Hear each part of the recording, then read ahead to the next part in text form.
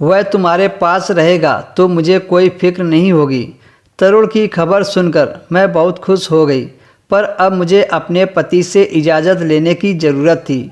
पर यह बात जब मैंने विनोद को बताई तो उन्हें भी कोई ऐतराज़ नहीं हुआ, बल्कि उन्होंने तो कहा तुम अकेली रहती हो, तरुण आ गया तो तुम्हारा भी दिल लगा रहेगा और मैं भी सुकून से यहाँ पर काम कर पाऊँगा।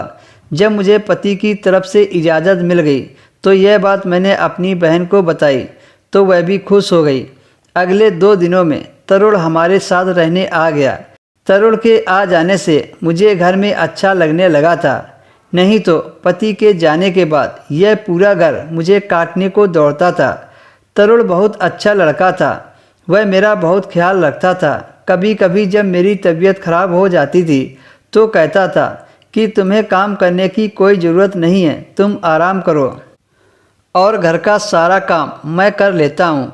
उस दिन से तरुण मुझे चॉकलेट दूध बनाकर देता था।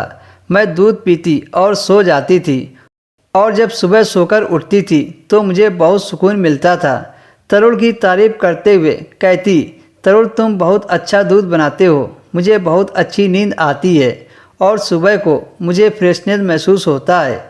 इस बात पर तरुण हंसते हुए कहता, मौसी ये मेरे हाथों का कमाल है, मैं आपके लिए इतने प्यार से दूध बनाता हूँ कि आपकी सारी थकान दूर हो जाती है।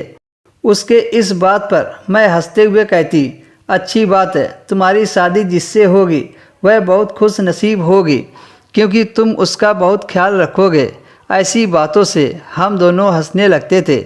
तरुण और मैं ढेर सारी बातें करते थे। वह मुझसे कहता कि मौसी तुम मेरी मौसी से ज़्यादा मेरी दोस्त हो।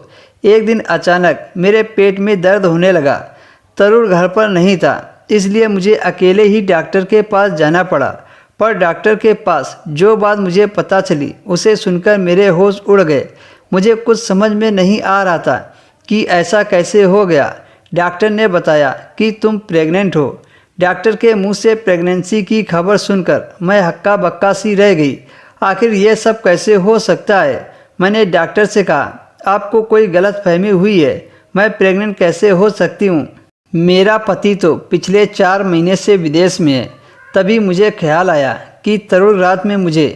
दोस्तों इसके आगे की स्टोरी आपको नेक्स्ट वीडियो में मिलेगी।